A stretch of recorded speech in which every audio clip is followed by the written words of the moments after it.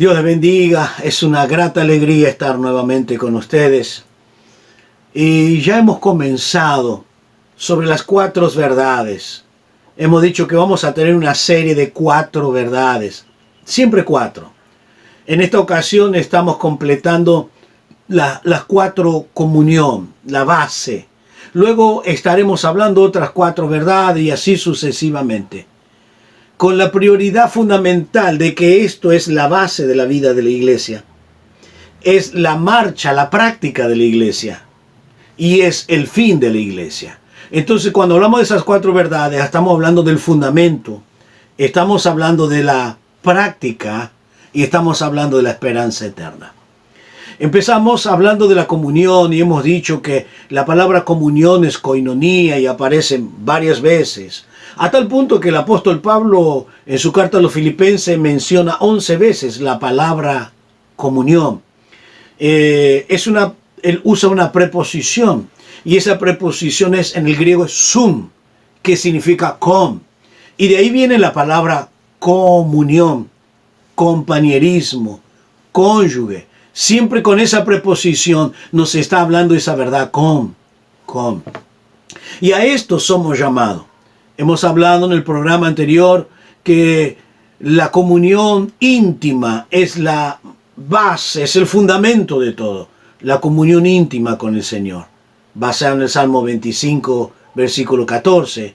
La comunión íntima con Jehová es lo que le temen y a ellos le dará a conocer su pacto.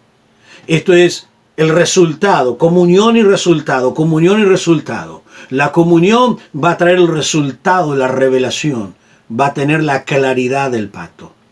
Pero hemos dicho también que somos llamados prioritariamente, fundamentalmente, a tener comunión. Esto es la primera cosa que Dios quiere, que tú y yo tengamos comunión con Dios. Por eso llamó a sus discípulos para que estuviesen con Él. Pero después enviarlo a predicar. Pero primera cosa es tener comunión. ¿Y por qué tener comunión? Porque aprendemos quién Él es. Lo conocemos, confiamos, entendemos, recibimos la revelación y muchas cosas más. ¿Por qué tener comunión con Él? ¿Qué es tener comunión? Es disfrutar de esa revelación de Dios. Pero la tercera cosa, ¿por qué tener comunión? Debo tener comunión con el Espíritu Santo. Debo disfrutar de esa comunión con el Espíritu. Y en 2 de Corintios capítulo 13, versículo 14, dice Pablo, la gracia del Señor Jesucristo, el amor de Dios y la comunión del Espíritu Santo sea con todos vosotros. Amén. Aquí está mencionando a la Trinidad, la gracia de Cristo, el amor de Dios y la comunión del Espíritu Santo. Cada uno tiene una particularidad y una acción. Aquel que me imparte la gracia es Jesús. Pero esa gracia viene por el amor de Dios. Y eso se hace efectivo disfrutando esa comunión por medio del Espíritu Santo. Entonces yo tengo que tener comunión con mi hermano, con mi prójimo. Pero aquí el texto me está diciendo que yo debo tener comunión con el Espíritu Santo. Si yo realmente tengo comunión con el cielo, no hay duda que tendré comunión con la tierra. La comunión con el Espíritu Santo. La comunión, ¿por qué yo necesito al Espíritu Santo? ¿Por qué tengo que tener comunión con el Espíritu? Hay muchas razones. Y yo quiero hacerles mención de algunas razones. ¿Por qué yo tengo que tener comunión? Número 1. Porque Él fue quien inspiró a los escritores de la Biblia. Y Él es el único que puede revelarme las Escrituras. Entonces yo necesito al Espíritu para que me dé luz. La revelación ya está. Ahora yo necesito la luz sobre la revelación para comprender las verdades de la Biblia. ¿Y por qué debo comprender esas verdades? Esas verdades debo comprender para poder conocer quién yo soy en Cristo, qué identidad yo tengo en Cristo Jesús, qué privilegio tengo, Cuando usted llega a Gálatas capítulo 4, versículo 4 al 7, usted va a sacar 5 privilegios legales de la justicia de Dios. Dios fue justo y juzgó el pecado en Cristo. Y como consecuencia yo recibo los privilegios de la justicia de Dios. Y allí en Gálatas 4:4 hay 5 grandes privilegios. ¿Por qué necesito el Espíritu? Para que me dé luz quién yo soy legalmente ante Dios. ¿Por qué lo necesito? Porque el diablo es el que me va a acusar. El diablo quien va a poner en mi mente que yo no tengo el perdón de mis pecados. Pero entonces yo puedo decirle, Satanás, legalmente yo soy un hijo de Dios. Legalmente yo he sido perdonado. Legalmente yo tengo herencia eterna. Legalmente tengo el Espíritu de Dios. Y bajo esa obra que Cristo hizo, bajo la justicia de Dios, soy libre. Soy libre. Y entonces usted tiene cómo responderle a las acusaciones de los demonios, de Satanás, legalmente. No importa lo que usted fue antes, lo importante es quién es ahora, por la gracia de Dios.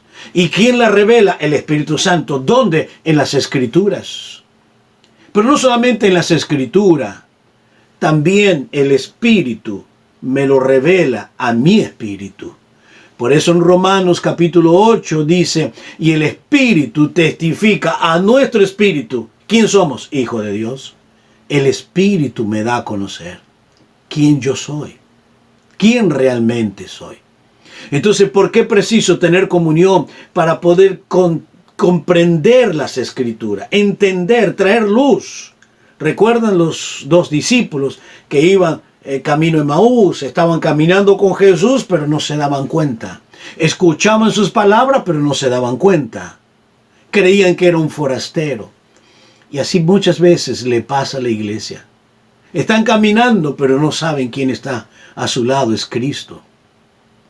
Pero en un momento dado, cuando Él partió el pan, allí se dieron cuenta, pero es Jesús. Es Jesús. Y reflexionaba, ¿no ardían nuestros corazones? Y esto debemos entender, el Señor está tan cerca nuestro, está caminando, quiere darte esa revelación, pero tienes que mantener la comunión con el Espíritu. ¿Y por qué?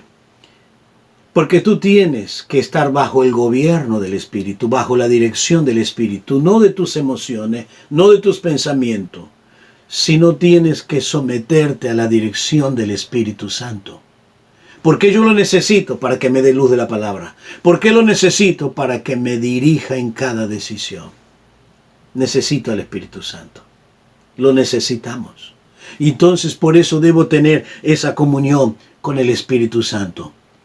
Pero en cuarto lugar, el cuarto privilegio, el cuarto honor que tenemos de tener comunión. La Biblia me dice que debemos perseverar continuamente en esa comunión. Debo estar continuamente, perseverar, no aflojar, mantenerme. En Hechos 2:42 nos dice, y perseveraban, se mantenían, a pesar de la persecución, a pesar del masacre, a pesar de la muerte de los cristianos, pero perseveraban. ¿En qué?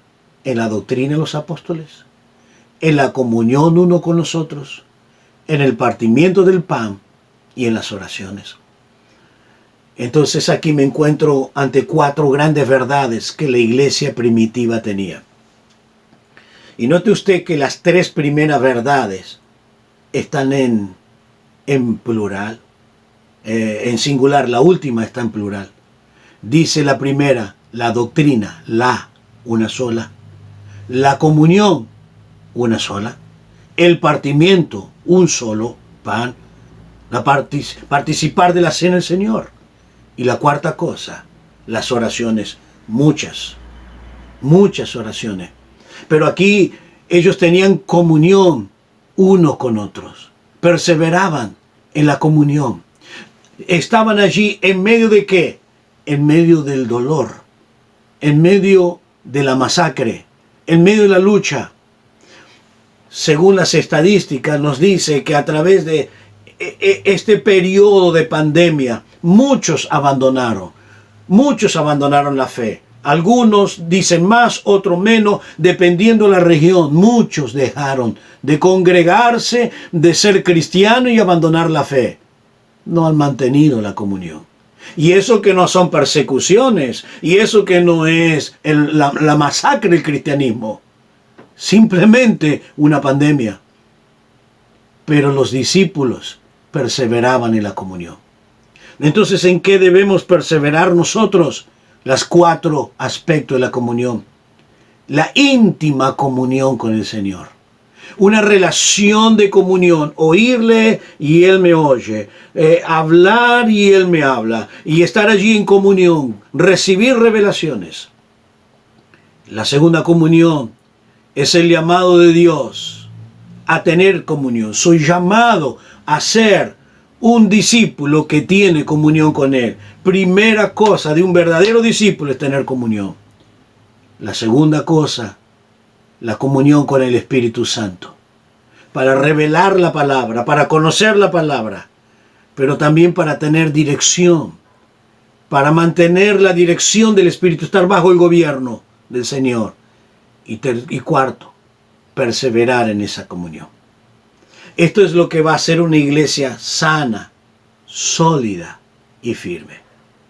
Que Dios nos dé gracia a que practiquemos estas verdades. Vamos a orar. Padre, muchas gracias por regalarnos este tiempo. Es un tiempo muy especial, muy maravilloso, donde tú nos concedes esta gran bendición. Te pido que bendiga a la iglesia, bendiga a los santos, ayúdalos. Ayúdanos a practicar la comunión, Señor, porque esto es lo que va a ser una iglesia sólida. En el nombre de Jesús. Amén y amén. Que Dios te bendiga. Que Dios te dé un gran día. Pero tú puedes tener ese gran día si practicas la comunión con el cielo y practicas la comunión con la tierra, con tus hermanos. Esto depende de tu determinación. Que Dios te dé esa determinación. No busque justicia humana. Simplemente mantén la comunión. Dios te bendiga ricamente. Amén.